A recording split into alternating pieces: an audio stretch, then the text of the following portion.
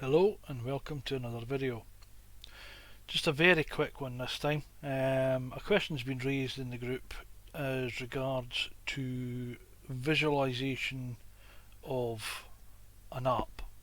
So for instance, this is a Paper Partnery Volume 3. When we go into the app and let it auto run,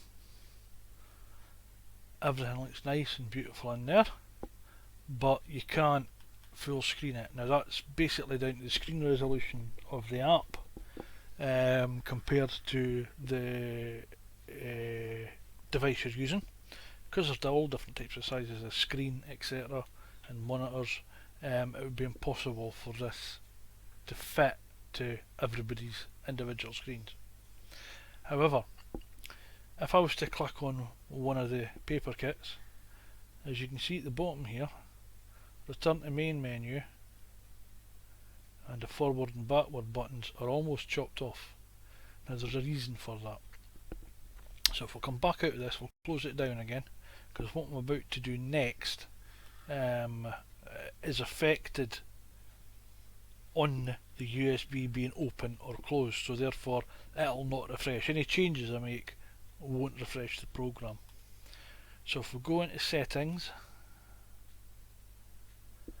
and we go into display,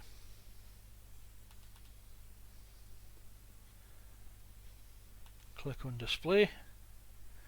Now some of this might not be applicable to your screen, because again it'll depend on the device you're using and ancillaries or accessories fitted thereafter.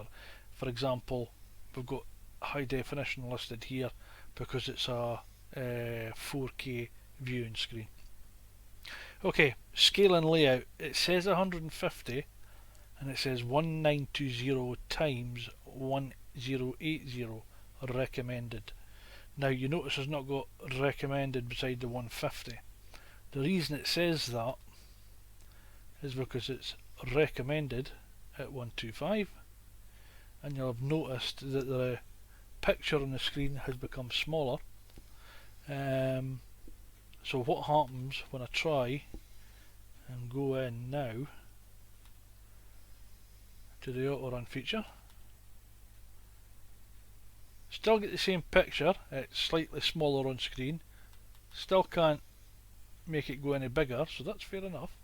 But we'll go back into the same collection again, and lo and behold, at the bottom it's got back, next and home. What we've done is changed the screen resolution from being 150% its natural size to 125. So therefore the graphics window here that has been opened up now is showing 125% rather than 150%. We can go even further. If we go back into settings, if we change that to 100%, and we'll let it catch up, we'll minus it down, and we'll select autorun again. Excuse the little noise. There you see it's even smaller on the screen because it hasn't had to cope with 125% resolution. But again, it's fitted in a nice neat package in the centre. I'm going to mess about a bit, so we might lose some of our resolution here. And we're going to change that to, let's go to this 1280 by 1024. Keep changes. Look what it's done to my screen. If I minus that down, all of a sudden we're missing half the screen.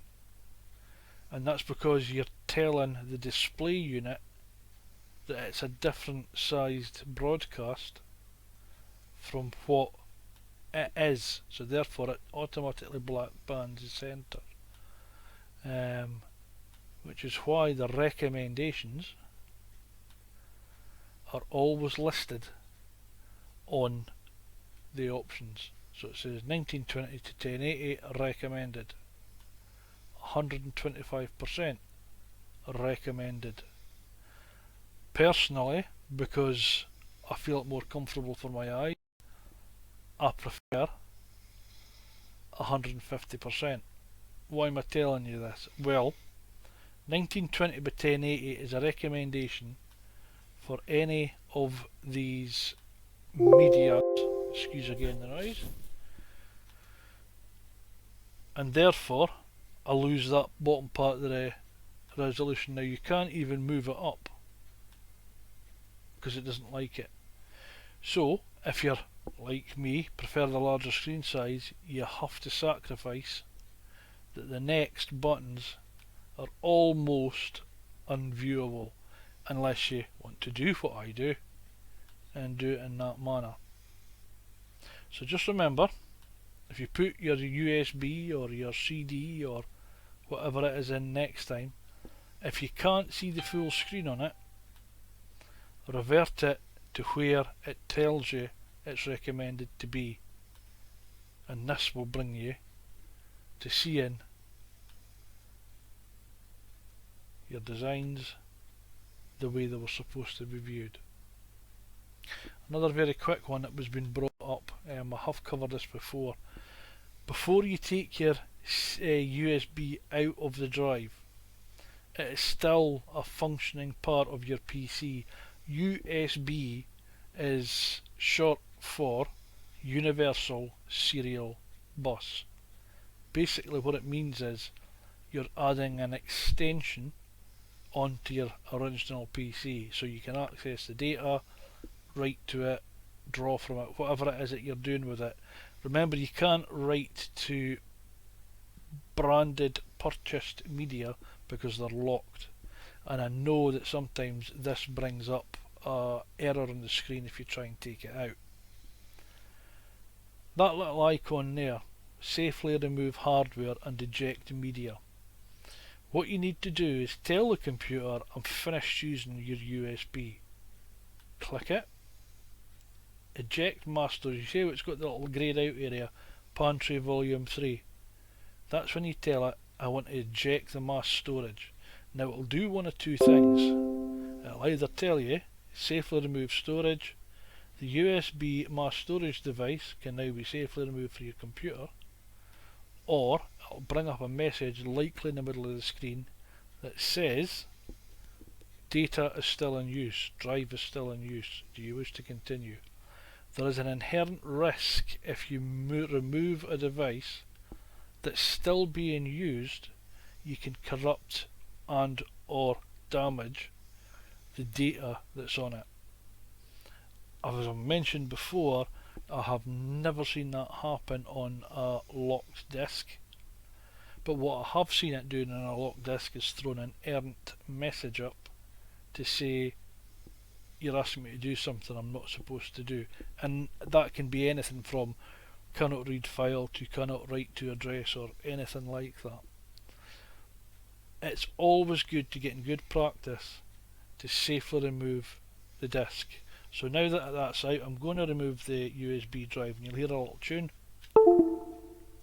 That means it's now out of the machine. If you just pull that out without safely removing the hard drive, there is a possibility that you can damage the disk and or the data. Okay, I hope that was informative, and we'll catch up soon. Bye bye.